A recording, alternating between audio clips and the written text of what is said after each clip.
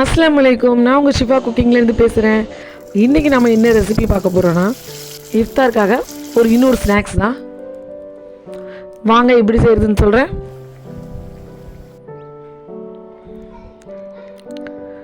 இப்போ நான் ஒரு பேன் அடுப்பில் வச்சுக்கிறேன்.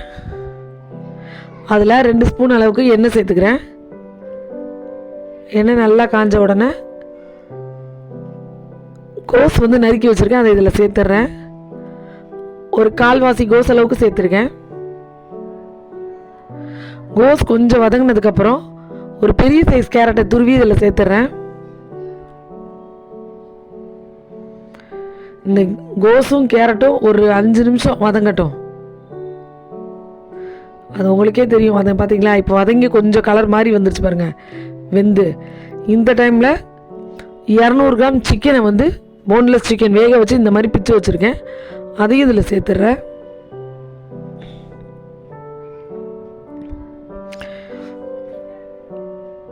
இந்த கோஸு கேரட்டு சிக்கன் எல்லாம் ஒன்று சேர்ந்துருச்சு. இந்த டைமில் ஒரு 3/4 ஸ்பூன் அளவுக்கு சில்லி ஃப்ளேக்ஸ் சேர்க்குறேன்.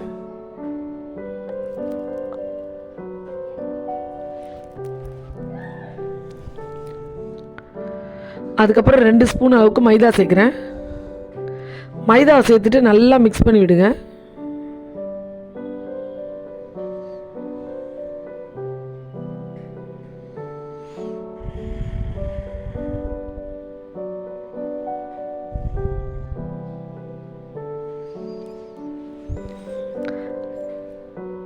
இப்போ இதில் நான் ஒரு 1/2 கப் அளவுக்கு திக்கான பால் சேர்க்குறேன். பொறுமையாக பால் சேர்த்துட்டு எல்லாத்தையும் நல்லா மிக்ஸ் பண்ணி விடுங்க. இப்போ இந்த மசாலாவுக்கு தேவையான அளவு உப்பு சேர்த்துட்றேன். இப்போ இந்த உப்பு மசாலா மைதா எல்லாம் ஒன்று சேர்ந்து வர்றது மாதிரி மிக்ஸ் பண்ணுங்கள். இது பால் பத்தலை. நான் இதில் சிக்கன் வேக வச்ச தண்ணி வச்சுருக்கேன், அது ஒரு 1/4 கப், அதாவது சிக்கன் ஸ்டாக், அதையும் இதில் சேர்த்துட்றேன். இப்போ பாருங்கள், எல்லாம் சேர்ந்து நல்லா மிக்ஸ் ஆகி வந்துடுச்சு. இப்போ இது கொஞ்சம் கெட்டியாகணும், அதனால் அடுப்பை லோ ஃப்ளேம்லேயே வச்சு கொஞ்சம் நல்லா கிண்டி விடுங்க. பாருங்கள், கொஞ்சம் கெட்டியாகி நல்லா வந்ததுக்கப்புறம் இப்போ அடுப்பை ஆஃப் பண்ணி வச்சிங்கன்னா அது ஆறுனதுக்கப்புறம் இன்னும் கொஞ்சம் கெட்டியாயிரும். இப்போ நான் ஒரு பவுலில் எடுத்து வைக்கிறேன், அது நல்லா ஆறணும்.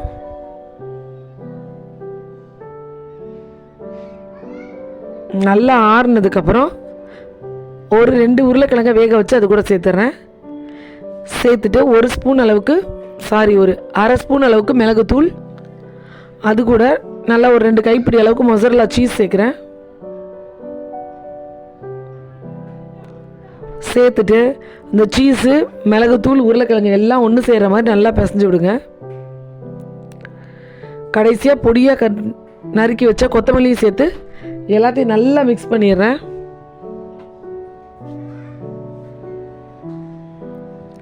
பாருங்கள், எல்லாத்தையும் நல்லா பிசைஞ்சிட்டேன். பார்த்தீங்களா, எடுத்தால் இந்த மாதிரி ஒரு திக்காக ஒரு பால் மாதிரி வர்ற கண்டிஷனில் இருக்கணும். பாருங்கள், இதுதான் கரெக்டான பக்குவம். இப்போ இதுக்கு ஒரு பவுலில் மைதாவை கரைச்சி வச்சுருக்கேன். ஏன்னா அந்த பேட்டரில் தான் நம்ம டிப் பண்ண போகிறோம். இது மேலே கோட் பண்ணுறதுக்கு பிரெட் க்ரம்ஸ் கிடையாது, சேமியா இருக்குல்லையா, யூ சேமியா, அதை நொறுக்கி வச்சுருக்கேன். இப்போ இதை எப்படி தட்டுறேன்னு பாருங்கள். கையில் நல்லா தண்ணி அப்ளை பண்ணிவிட்டு அதை நல்லா ஒரு பெரிய பால் மாதிரி எடுத்து உங்களுக்கு என்ன ஷேப் வேணுமோ அந்த ஷேப்பில் தட்டிக்கோங்க. நீங்கள் எண்ணெய் வச்சு தட்டினீங்கன்னா தட்ட வராது, தண்ணி வச்சு தட்டினீங்கன்னா அழகாக தட்ட வந்துடும். இப்போ நான் தட்டிட்டு இதை ஒரு பவுலில் வச்சுக்கிறேன், இதை ஒரு பிளேட்டில் வச்சுக்கிறேன்.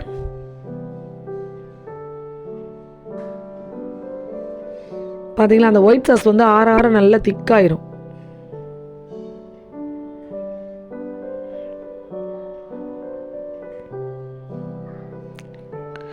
இது சாப்பிடும்போது நல்லா சீஸியாக இருக்கும்.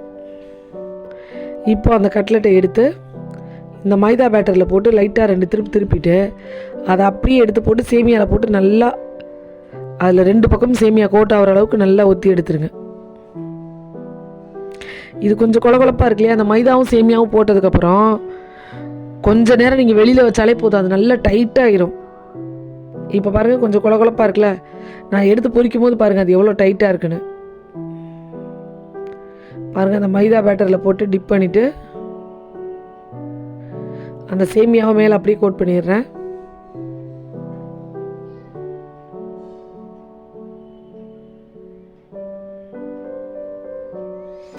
பாருங்கள் எவ்வளோ சாஃப்டாக இருக்குது. நான் கையில் பிடிக்கிறேன், ஆனால் கொஞ்சம் நேரம் கழித்து அப்படி டைட் ஆகிரும். நீங்கள் இதை ரெடி பண்ணி ஃப்ரீசரில் கூட ஸ்டோர் பண்ணி வச்சுட்டு எப்போ வேணுமோ எடுத்து ஃப்ரை பண்ணிக்கலாம். நான் வந்து ஃப்ரீசரில் வைக்கல, வெளியில் தான் ஒரு பிளேட்டில் வச்சுருந்தேன்.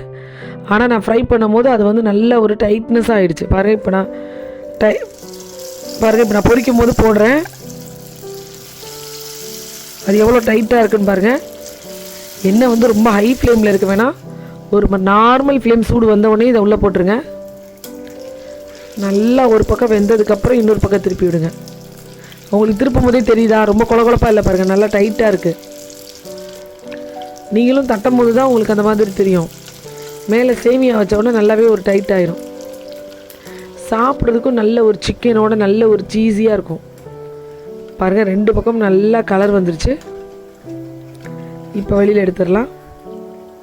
அவ்வளோதான், நல்ல ஒரு சிக்கனோட சீஸ் போட்ட ஒரு சூப்பரான இஃப்தார் ஸ்நாக்ஸ் ரெடி ஆகிடுச்சு. நீங்களும் ட்ரை பண்ணி பாருங்கள். ட்ரை பண்ணி பார்த்துட்டு எப்படி இருந்துச்சுன்னு கமெண்டில் சொல்லுங்கள். நான் போடுற புது புது ரெசிபீஸ் உங்களுக்கு வேணும்னா என்னோடய சேனலை பெல் ஐக்கானை கிளிக் பண்ணி வைங்க. நான் போடுற புது புது வீடியோஸ் உங்களுக்கு வேணும்னா என்னோடய சேனலில் பெல் ஐக்கானை கிளிக் பண்ணி வைங்க. சூப்பர், சப்ஸ்கிரைப் பண்ணுங்க.